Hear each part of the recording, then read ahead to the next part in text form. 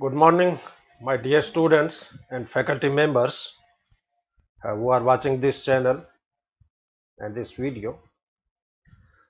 Myself, Dr. K.C. Soni, Associate Professor in Zoology, Government Lohia Postgraduate College, Churu, and affiliated to Maharaja Ganga Singh University, Bikaner. In the lecture series of embryology, today I will deliver my talk on metamorphosis of frog. This lecture was most awaited from the students from last 2 months, but today I fulfill the requirements of all students and I deliver my this talk. जैसा कि आपको पता है, department of zoology के द्वारा embryology की एक special lecture series organise की जा रही है, जिसमें समय समय पर विभिन्न टॉपिक्स अंडर ग्रेजुएट और पोस्ट ग्रेजुएट सिलेबस के हिसाब से रिकॉर्ड करके यूट्यूब चैनल पर शेयर किए जा रहे हैं। इस व्याख्यानमाला की श्रृंखला में आज मैं मेटामॉर्फोसिस पे आपसे चर्चा करूंगा। मेटामॉर्फोसिस क्या है, मेटामॉर्फोसिस कितने प्रकार का होता है, मेटामॉर्फोसिस के दौरान क्या क्या चेंजेज होते हैं, मेटामॉर्फोसिस की प्रक्रिया किसके द्वारा नियंत्रित होती है। मेटामॉर्फोसिस इंसेक्ट के अंदर भी होता है, एम्फीबियंस के अंदर भी होता है, टाइगर सैलामेंडर्स में भी होता है, मेंढक में भी होता है, लेकिन सबकी अलग अलग मैकेनिज्म है। फिर भी बेसिक थीम यही है कि एम्ब्रियोनिक स्टेज जो होती है वो अडल्ट स्टेज के अंदर कन्वर्ट हो जाती है। इंसेक्ट मेटामॉर्फोसिस का जो टॉपिक है वो एंटोमोलॉजी से रिलेटेड है, वो चैप्टर भी मैं आपसे डिस्कस करूंगा, लेकिन आज मैं मेटामॉर्फोसिस फ्रॉग में होने वाला जो मेटामॉर्फोसिस है उस पर मैं आपसे चर्चा करूंगा।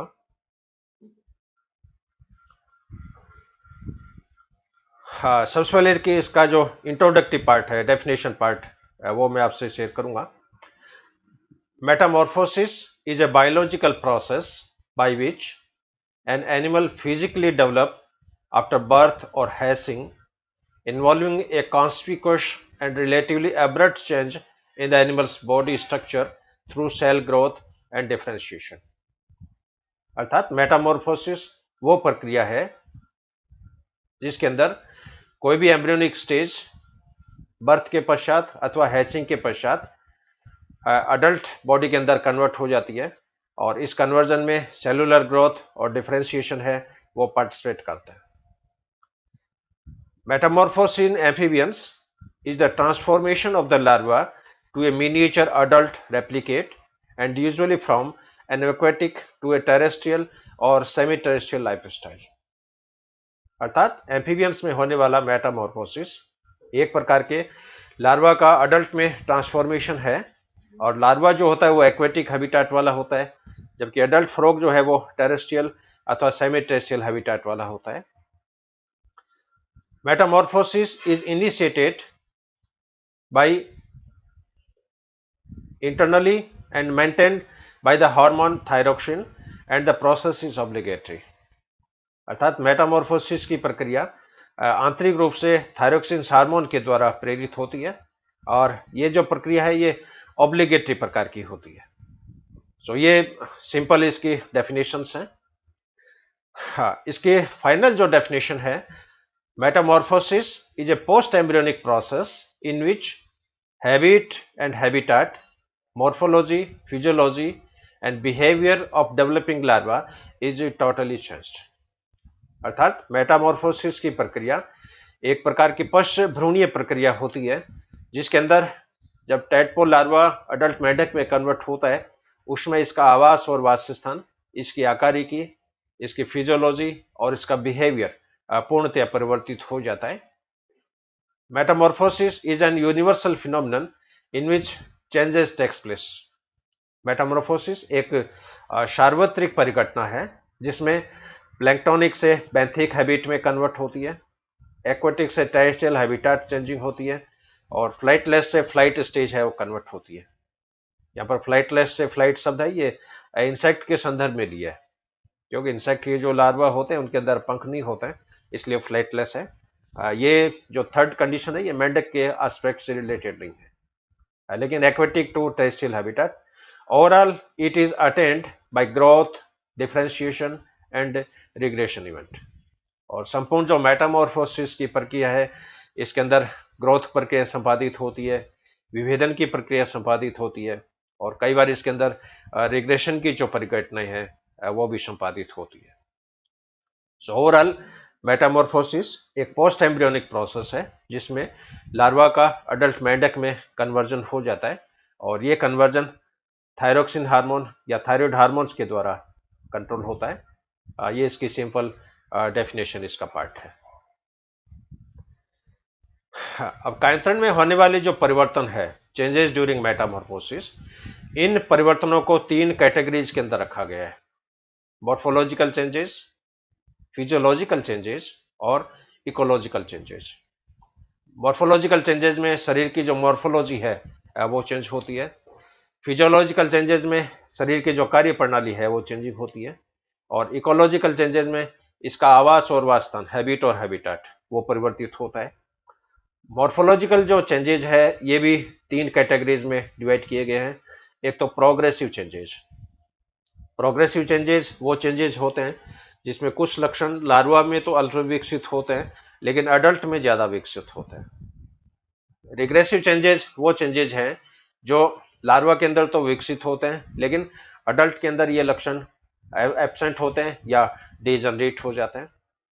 अडप्टिव चेंजेज वो चेंजेज है जिसमें ये रचनाएं लार्वा में भी होती है, अडल्ट में भी होती है, लेकिन हैबिट और हैबिटाट में चेंज होने के कारण इनमें कुछ अनुकूलित लक्षण जो है वो प्रकट हो जाते हैं। इसलिए मेटामॉर्फोसिस में होने वाले सभी परिवर्तन 3 कैटेगरी के हो गए: मॉर्फोलॉजिकल चेंजेस, फिजियोलॉजिकल चेंजेस और इकोलॉजिकल चेंजेस। मॉर्फोलॉजिकल चेंजेस भी 3 सब टाइप्स हो गई है: प्रोग्रेसिव चेंजेस यानी प्रगामी प्रकार के, रिग्रेसिव चेंजेस प्रतिगामी प्रकार के, और अडप्टिव चेंजेस यानी अनुकूलित प्रकार के। फर्स्ट जो कैटेगरी है इसमें मेटामॉर्फो में मॉर्फोलॉजिकल चेंजेस, ये समरी के हिसाब से है, इसमें वेरी शॉर्ट। स्केलेटन में जैसे development of limbs, increase ossification, skin becomes thicker, musculature में डीजनरेशन ऑफ टेल, डायस्टिस्टम in frog, drastic metamorphosis non feeding, urogenital pronephric kidney to adult kidney, और सेंसरी सिस्टम में लेटरल सिस्टम डीजनरेट होता है, tentacles जो है ये डेवलप होता है। इसका अब डिटेल जो एस्पेक्ट है ये एक एक करके पॉइंट वाइज मैं आपसे शेयर करूंगा। तो फर्स्ट कैटेगरी मॉर्फोलॉजिकल चेंजेस, और मॉर्फोलॉजिकल चेंजेस में भी प्रगामी परिवर्तन, प्रोग्रेसिव चेंजेस। प्रोग्रेसिव चेंजेस वो चेंजेस होते हैं या इनमें इरेक्शन लार्वा में तो कम विकसित होते हैं लेकिन अडल्ट में ज्यादा विकसित होते हैं। अब ये चेंजेज में क्या क्या परिघटनाएं देखने को मिलती है, ये एक एक पॉइंट करके आपसे शेयर करूंगा।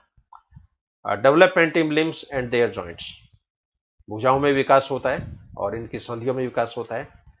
Left anterior arm emerge from spiracle opening, अग्र भुजा जो है उसमें बाई जो भुजा है वो स्पाइरिकल छिद्र के द्वारा बाहर निकलती है, और राइट एंटीरियर आर्म या ओपरक्यूलर फोल्ड के द्वारा बाहर निकलती है। Middle ear developed in respect to first pharyngeal gill slits, मध्य कंठ जो होता है वो फर्स्ट फेरिंजियल गिल स्लिट्स के द्वारा कन्वर्ट हो जाता है। Tympanum is supported by tympanic bone, tympanum में कान का पर्दा होता है, कान की झिल्ली है जो टिम्पेनिक बोन के द्वारा सपोर्टेड होती है। जिस तरह अपनी बॉडी के अंदर कान में मैलियस, इनकस, स्टेपिस अस्थि होती है, उस तरह मेंढक के कानों में ये टिम्पेनिक बोन है, which is helpful in sound reception, जो ध्वनि तरंगों को ग्रहण करने में सहायक होती है। Optic bulge appear at dorsal surface of the head, head की पृष्ठ सतह पर आंखों के जो भार है ऑप्टिक बल्गेज वो विकसित हो जाते हैं। निक्टिनेटिंग मेम्ब्रेन डेवलप, निमेषक झिल्ली प्रकट हो जाती है, क्योंकि लार्वा पानी में रहते हैं तो ये अपनी आंखों के ऊपर एक झिल्ली चढ़ा लेते हैं। Gills arch converted into hyoid apparatus, gills arch है हाइड उपकरण के अंदर परिवर्तित हो जाते हैं। Tongue develop at floor of buccal cavity, जीवा का विकास बकल कैविटी के फर्श से होता है। Chordate cartilage rotate posterior which is helpful in engulfing large size insect, chordate अस्थि है वो पीछे की तरफ घूर्णित हो जाती है, रोटेट हो जाती है, जिसके कारण बड़े आकार के जो इंसेक्ट है उसको निगलने में सहायता मिलती है। Efferent and different vessels develop, अपवाही और अभिवाही वाहिनियां विकसित हो जाती है। हार्ट बिकम 3 चैम्बर्ड, हृदय 3 कक्षों वाला हो जाता है जिसके अंदर दो ऑरिकल और एक वेंट्रिकल विकसित होता है। ऑर्टिकार्सिस बिकम अडल्ट टाइप, महाधमनी चाप जो है वो अडल्ट प्रकार के हो जाते हैं। हाँ, इसके बाद सेकंड सब कैटेगरी इसमें रिग्रेसिव चेंजेस। रिग्रेसिव चेंजेस वो चेंजेस होते हैं जो लार्वा में तो विकसित है लेकिन अडल्ट में ये डीजनरेट हो जाते हैं या अनुपस्थित हो जाते हैं या कम विकसित हो जाते हैं। तो रिग्रेसिव चेंजेस में मुख्य परिवर्तन जो होते हैं वो इस प्रकार है। Tail is resorbed by autolysis, tadpole larva में जो पूंछ होती है वो धीरे धीरे विलुप्त हो जाती है। In young frog a small remnant of tail remains for short period, कायांतरण से जस्ट पहले मेटामॉर्फिक क्लाइमेक्स स्टेज इसको बोलते हैं, उसमें छोटी पूंछ जो होती है वो लगी रहती है, विच लेटर ऑन टोटली एब्जॉर्ब्ड, जो बाद में पूर्णतः विलुप्त हो जाती है। क्लोम रीएब्जॉर्ब्ड, क्लोम अवशोषित हो जाते हैं। क्लोम क्लेप्ट क्लोज्ड, क्लोम की जो खांच है वो बंद हो जाती है। पेरीब्रेंकियल कैविटी डिसअपियर, पेरीब्रेंकियल कैविटी विलुप्त हो जाती है। ओपरकुलर फोल्ड रोल डाउन, ओपरकुलर फोल्ड है वो रोल हो जाता है। ये जैसे फिगर देखा है इसमें ग्राफिकल, जैसे टैडपोल लार्वा है, जो जो इसके अंदर कायांतरण हो रहा है आप देख रहे हो, इसमें पूंछ है वो धीरे धीरे गायब हो रही है, पूंछ धीरे धीरे गायब हो रही है, लास्ट में एक छोटी सी पूंछ है। तो मेढक में क्या होगा कि जो रचना विलुप्त होगी उसकी अल्टरनेट स्ट्रक्चर डेवलप हो जाएगी। जैसे पूंछ तैरने में काम आती है तो पूंछ जो जो गायब होगी तो इसके अंदर भुजाएं विकसित हो जाती है, गिल्स गायब होंगे तो इसके अंदर फेफड़े विकसित हो जाएंगे। तो अल्टरनेट स्ट्रक्चर का बनना बहुत जरूरी है। अल्टरनेट स्ट्रक्चर यदि नहीं बनेगी तो उस दौरान मेटामॉर्फिक चेंजेस जो है वो देखने को नहीं मिलेंगे। Horny teeth slough off with tadpole skin, tadpole larva के जमने जो संगी दांत होते हैं ये टैडपोल की त्वचा के साथ झड़ जाते हैं। हॉर्नी जा is replaced by true jaw, संगी जो जबड़े हैं वो वास्तविक जबड़ों के द्वारा रिप्लेस हो जाते हैं। और वास्तविक जबड़े प्रारंभ में कार्टिलेज युक्त होते हैं लेकिन बाद में ये ओसिफाइड हो जाते हैं। वेंट्रल सकर डिसअपियर, अधर चूषक है वो विलुप्त हो जाते हैं। Lateral line sense organ disappear, पार्श्व में जो संवेदी तंत्रों की जो लाइन होती है वो विलुप्त हो जाती है। Some blood vessels and aortic arch eliminate, कुछ रक्त वाहिनियां और महाधमनी चाप जो है वो विलुप्त हो जाते हैं। Cloacal canal shorten and regress, cloacal की जो कैनाल है वो छोटी हो जाती है और अंत के अंदर ये विलुप्त हो जाती है। अब क्वेश्चन है कि ये ऑर्गन जब विलुप्त होते हैं तो उसमें सेल की डेथ होती है या सेल की सुसाइड होती है।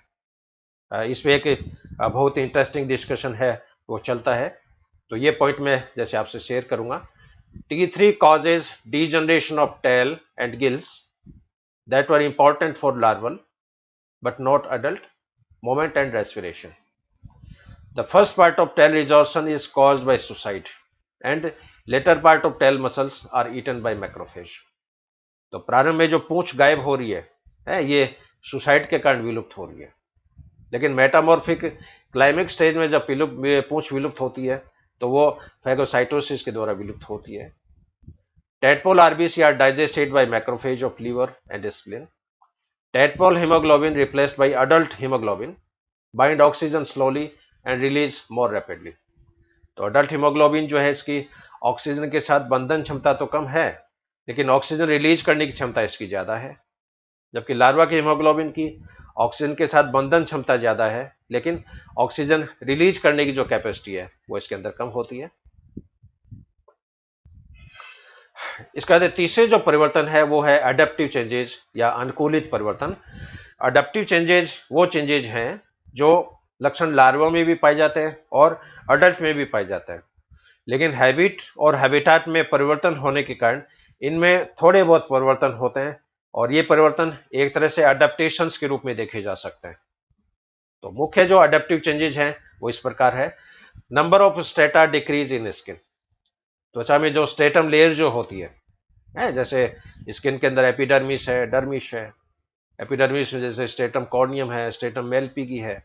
तो त्वचा में जो स्टेटा है, कोशिकाओं की जो परतें हैं, उन परतों की संख्या यहाँ पर कम हो जाती है। सरफेस बिकम्स केराटिनाइज्ड, ऊपर की जो सरफेस है वो केराटिनाइज्ड हो जाती है। Multicellular mucus and serous glands developed, त्वचा में बहुकोशिकीय म्यूकस ग्रंथियां और सीरस ग्रंथियां विकसित हो जाती है।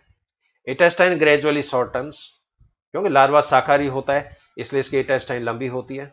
लेकिन अडल्ट मेंढक इंसेक्टिवोरस हो जाता है, कार्निवोरस टाइप का हो जाता है, इसलिए इसकी आंत जो है वो छोटी हो जाती है। आर्किनेफ्रिक किडनी कन्वर्टेड इनटू ओपिस्थोनेफ्रिक किडनी, जो लार्वा किडनी है उसके अंदर अमोनिया का प्रोडक्शन होता है, और अडल्ट की जो किडनी है इसके अंदर यूरिया का प्रोडक्शन होता है। तो आर्किनेफ्रिक किडनी है, इसका रूपांतरण ओपिस्थोनेफ्रिक किडनी में हो जाता है। Different parts of brain differentiate, brain के जो डिफरेंट पार्ट है, fore brain, middle brain, hind brain, fore brain में भी जैसे ऑल्फैक्टरी लोब है, सेरिब्रल हेमिस्फीयर है, लास्ट में जैसे सेरिबेलम है, मेडुला ऑब्लोंगेटा है। तो मस्तिष्क के जितने भी भाग है, सब डिविजन्स है, वो यहाँ पर डेवलप हो जाते हैं। हार्ट बिकम 3 चैम्बर्ड, लार्वा में इनिशियल स्टेज में हार्ट है वो 2 चैम्बर्ड होता है, लेकिन जो जो मेटामॉर्फोसिस होगा हार्ट के अंदर 2 आलिंद बन जाएंगे, 2 ऑरिकल्स बन जाएंगे, एक इसमें वेंट्रिकल्स बन जाएगा। स्केलेटन बिकम्स ऑसिफाइड, कंकाल जो होता है वो अस्थिर प्रकार का हो जाता है, क्योंकि इसके अंदर ऑसिन प्रोटीन है, उसका डिपोजिशन स्टार्ट हो जाता है। Changes in blood circulation as gills lost, जो जो गिल्स समाप्त होंगे रक्त परिसंचरण के अंदर परिवर्तन होता है, क्योंकि लार्वल स्टेज में गिल्स के द्वारा जब पानी का फ्लो होता है तो उसी पानी के द्वारा इसमें ऑक्सीजन और CO2 का आदान प्रदान हो जाता है। लेकिन गिल्स डैमेज हो जाएंगे, फेफड़े विकसित हो जाएंगे, और ब्लड सर्कुलेशन का जो तरीका है वो यहाँ पर चेंज हो जाएगा। तो ये फर्स्ट कैटेगरी के चेंजेस थे, मॉर्फोलॉजिकल परिवर्तन।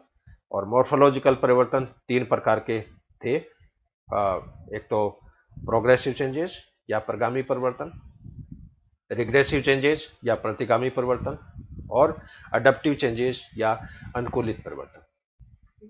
अब इसका सेकंड जो पार्ट है दैट इज फिजियोलॉजिकल चेंजेस। इसमें जो मुख्य जो पहलू है, मुख्य जो परिवर्तन है वो इस प्रकार है। Ammonia excretion nature is converted into urea due to change in aquatic habitat to terrestrial habitat. अब लार्वा जो होता है एक्वेटिक होता है, एक्वेटिक होता है तो इसमें अमोनिया का ज्यादा उत्पादन है, और अमोनिया चूंकि जहरीली ज्यादा होती है और टॉक्सिक चीजों को, टॉक्सिक प्रोडक्ट को एलिमिनेट करने के लिए ज्यादा पानी की आवश्यकता होती है। लेकिन स्थलीय हैबिटेट में यूरिया बनती है, यूरिया है वो कम घातक है, कम हानिकारक है, और यूरिया को निष्कासन के लिए कम पानी की आवश्यकता होती है। और फिजियोलॉजी में कई बार ये क्वेश्चंस भी पूछते हैं कि nature of excretive product depends on habit and habitat of the body, यानी उत्सर्जी पदार्थों की प्रवृत्ति प्राणी के आवास और वास स्थान पर निर्भर करती है। और यहाँ पर आप देख रहे हो अमोनिया के अंदर 1 नाइट्रोजन है, यूरिया के अंदर 2 नाइट्रोजन है, यूरिक एसिड जो होता है इसके अंदर 3 नाइट्रोजन होती है। जैसे अमोनिया है वो हाईली टॉक्सिक है, यूरिया कम टॉक्सिक है, और यूरिक एसिड बहुत ही कम टॉक्सिक है, और इनको निष्कासित करने के लिए पानी की मात्रा भी कम आवश्यकता होती है। अमोनिया निकालने के लिए बहुत ज्यादा पानी चाहिए, यूरिया के निष्कासन के लिए कम पानी चाहिए, यूरिक एसिड के निष्कासन के लिए और भी कम पानी चाहिए। इसलिए जितने भी डिजर्ट एनिमल्स होंगे उनमें एक्सक्रीटिव प्रोडक्ट प्राय यूरिक एसिड होता है, और जितने भी जलीय प्राणी होंगे उनमें एक्सक्रीटिव प्रोडक्ट प्राय अमोनिया होता है। In liver ornithine cycle started due to synthesis of various enzymes, क्योंकि लीवर में यूरिया को संश्लेषित करने वाले एंजाइम जब तक अनुपस्थित रहते हैं अमोनिया का यूरिया में रूपांतरण नहीं होता है। लेकिन जो जो लीवर में ऑर्निथिन साइकिल के एंजाइम स्टार्ट हो जाएंगे, बनने स्टार्ट हो जाएंगे, तो अमोनिया का रूपांतरण यूरिया में स्टार्ट हो जाता है। तो लार्वा के अंदर ऑर्निथिन चक्र नहीं पाया जाता है, लेकिन अडल्ट के अंदर ऑर्निथिन चक्र है वो पाया जाता है। ये स्लाइड में आप देख लीजिए ऑर्निथिन साइकिल दिखाई है इसमें, और ऑर्निथिन साइकिल में यूरिया कैसे बनती है, और यहाँ पर हर स्टेप में एंजाइम की आवश्यकता होती है। ये एंजाइम का जैसे ग्राफ दिखाया है इसमें 4 मेन एंजाइम है, carbamoyl phosphate synthetase, ornithine carbamoyl transferase, argininosuccinate synthetase, और आर्जिनोसक्सिनेट लाइसेट। और ये कायंत्रण की अलग अलग स्टेज है, अलग अलग स्टेज में हार्मोन्स का लेवल है, ये आप देख रहे हो। तो लास्ट की जो स्टेज है क्लाइमेक्स स्टेज, इसके अंदर आप देख रहे हो चारों ही हार्मोन्स का लेवल है वो बढ़ गया है, और अमोनिया का रूपांतरण यूरिया में हो जाता है।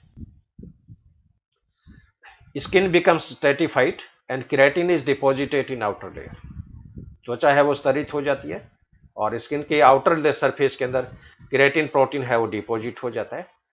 Due to keratinisation of skin water balance is not possible, therefore amount of serum albumin is raised in blood. अब त्वचा जब केराटिनाइज हो जाती है तो पानी का जो बैलेंस संतुलन है वो बनाए रखना संभव नहीं हो पाता है, इसलिए बॉडी में पानी को रोकने के लिए, पानी के रिटेंशन के लिए क्या होगा, ब्लड के अंदर सीरम एल्ब्यूमिन की मात्रा जो होती है वो बढ़ जाती है, और एल्ब्यूमिन की कंसंट्रेशन जब बढ़ जाती है तो पानी के अंदर वाटर का जो रिटेंशन है वो प्रारंभ हो जाता है। Larval haemoglobin is converted into adult haemoglobin. Larva का हीमोग्लोबिन अडल्ट हीमोग्लोबिन में परिवर्तित हो जाता है। Larval haemoglobin have more oxygen binding affinity but adult haemoglobin have more oxygen releasing capacity. तो लार्वल हीमोग्लोबिन में ऑक्सीजन के साथ बंधन क्षमता कम है, ऑक्सीजन के साथ बंधन क्षमता ज्यादा है, लेकिन ऑक्सीजन रिलीजिंग कैपेसिटी कम है। जबकि एडल्ट में ऑक्सीजन के साथ बंधन क्षमता कम है, लेकिन ऑक्सीजन को रिलीज करने की क्षमता है वो ज्यादा है। Larval haemoglobin have more aspartic acid and glutamic acid. Larval haemoglobin में एस्पार्टिक एसिड और ग्लूटामिक एसिड की मात्रा ज्यादा होती है, जबकि अडल्ट हीमोग्लोबिन में हिस्टिडीन, आर्जिनिन और लाइसिन की मात्रा ज्यादा होती है। तो लार्वल हीमोग्लोबिन और अडल्ट हीमोग्लोबिन, इसमें एमिनो एसिड्स की सीक्वेंस है उसमें भी चेंज होती है। Synthesis of pepsin and trypsin increased due to carnivorous feeding habit.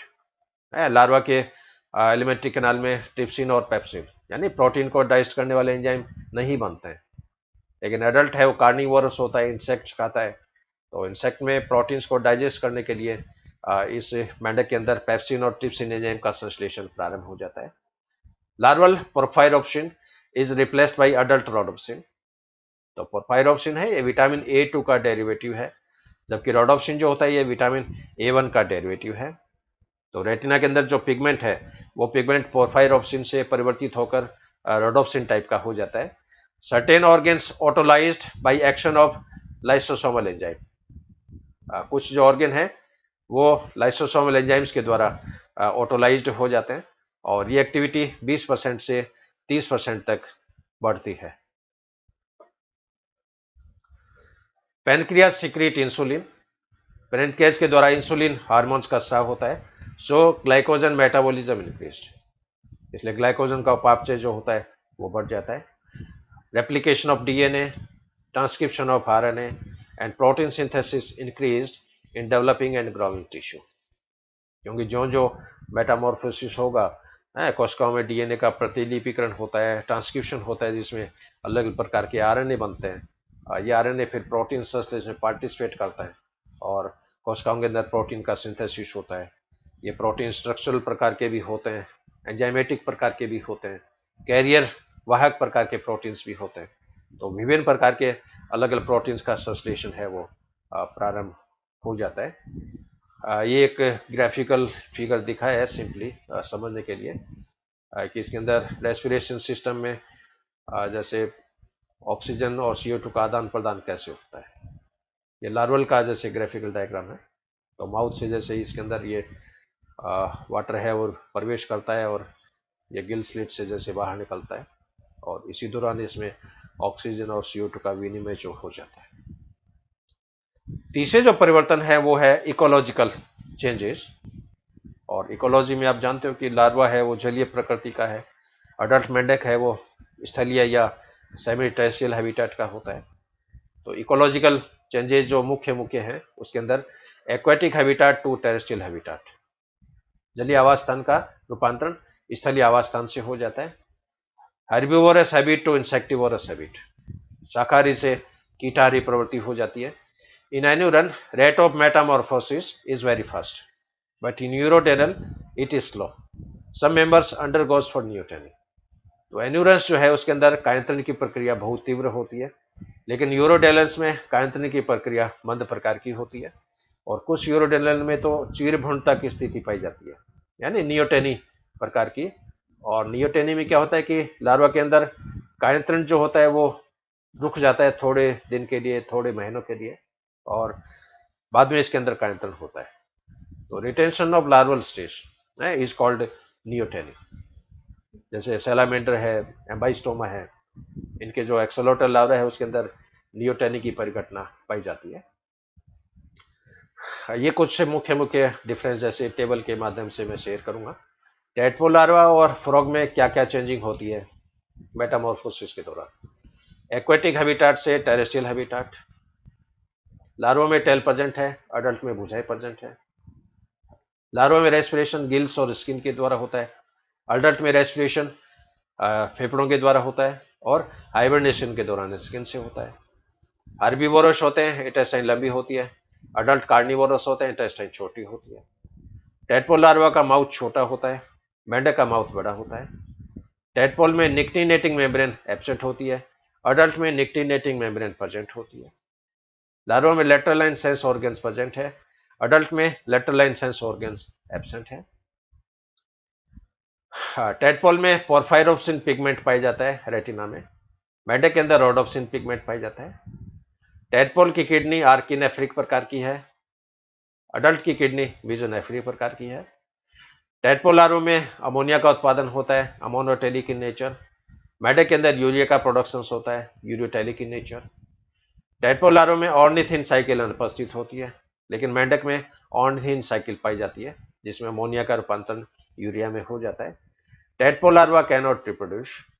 Tadpole larva है ये प्रजनन करने में कैपेबल नहीं है, लेकिन अडल्ट मेंढक जो होता है ये कैपेबल होता है।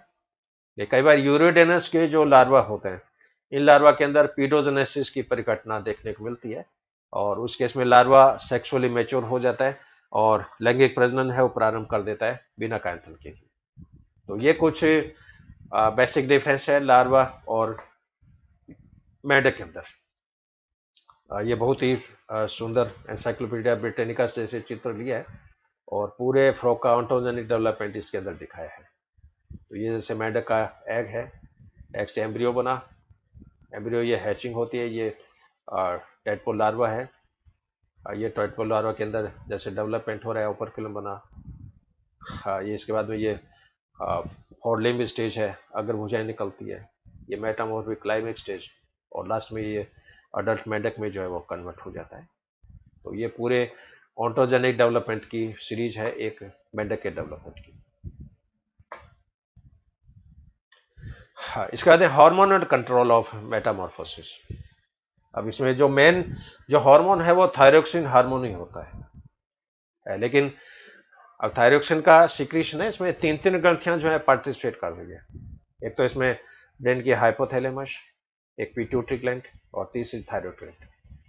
अब इस फिजियोलॉजिकल पार्ट को तीन स्टेज में जैसे डिवाइड कर सकते हैं, प्री मेटामॉर्फोसिस, प्रो मेटामॉर्फोसिस और Metamorphosis.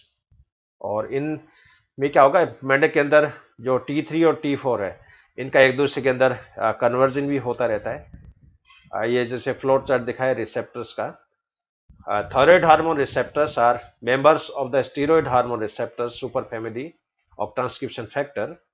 There are two major type of T3 receptor, TR alpha and TR beta. TR alpha receptor for T3 ubiquitous, TR beta receptor induced by hormones and increase with respect to rise in thyroid hormones. TR oblique RS are complexes. In the unbound stage, TR RXR is a transcriptional repressor.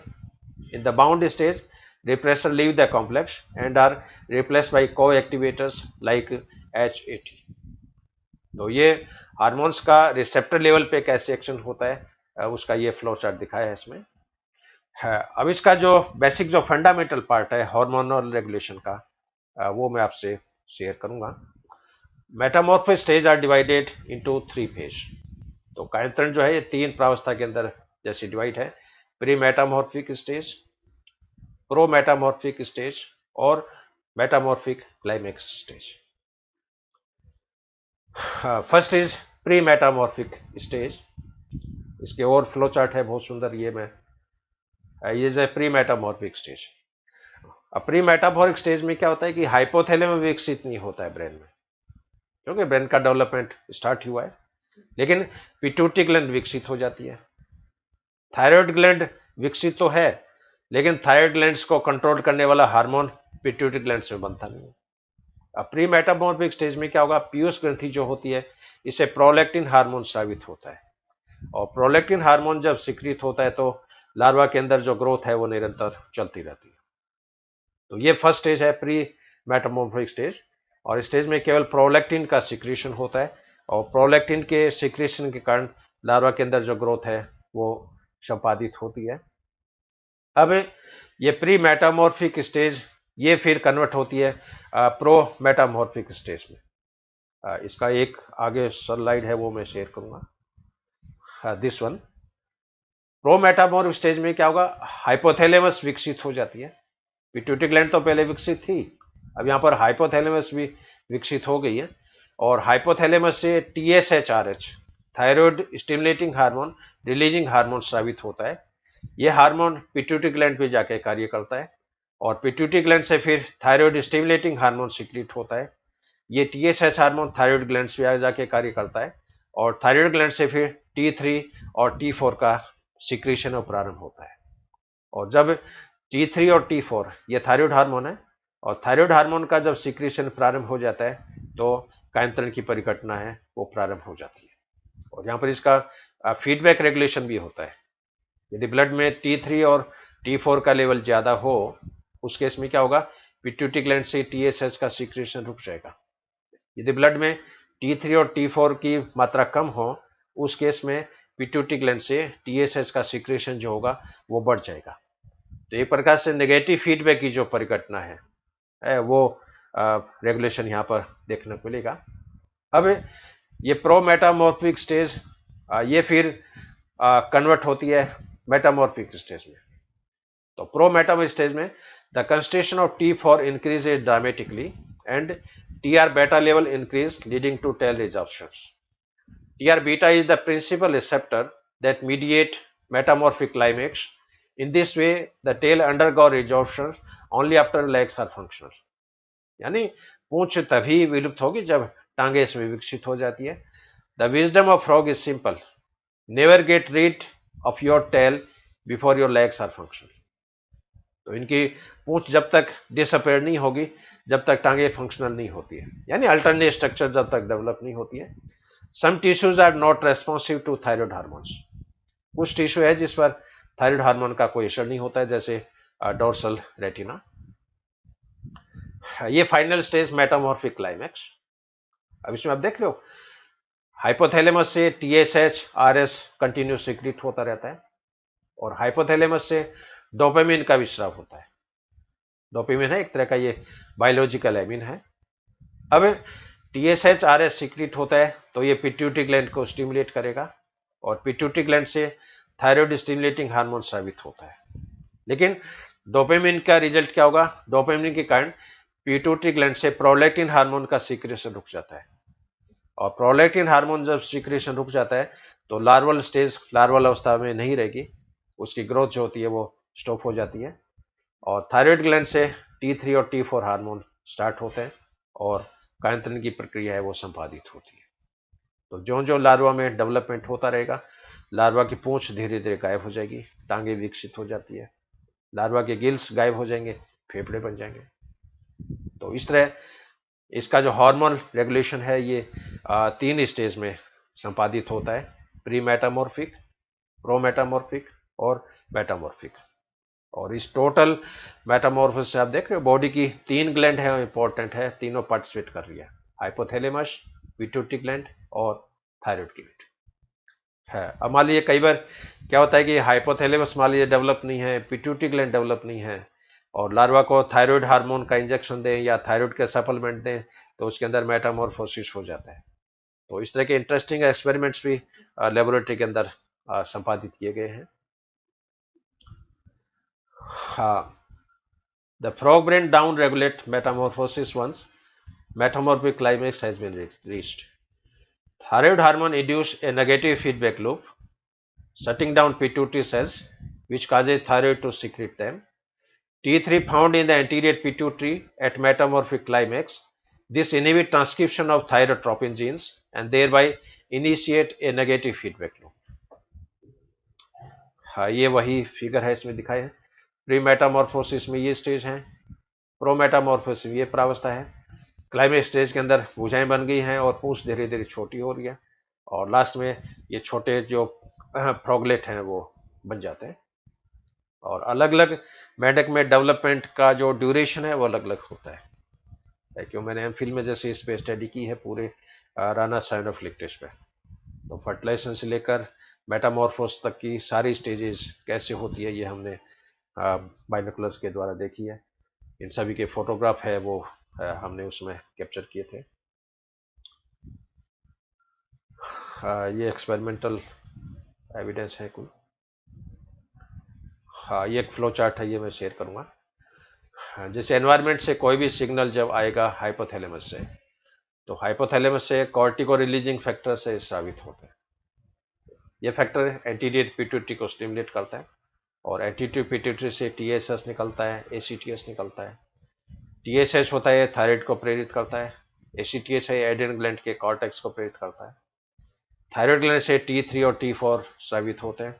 T3 और T4 ये binding जो proteins हैं, carrier proteins हैं, इनके साथ ये बंधित हो जाते हैं और यहाँ पर T4 का T3 में रूपांतरण हो सकता है, T3 का T3 में रूपांतरण हो सकता है और ये फिर ये केंद्र के अंदर चले जाते हैं और डीएनए को डायरेक्ट ये स्टिमुलेट करते हैं।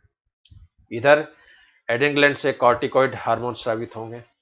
ये हार्मोन भी बाइंडिंग ग्लोबुलिन के साथ बंधित हो जाते हैं और ये साइटोप्लाज्म से फिर न्यूक्लियस के अंदर एंटर करता है और जीन लेवल पर इन हार्मोन्स का फिर फंक्शन होता है।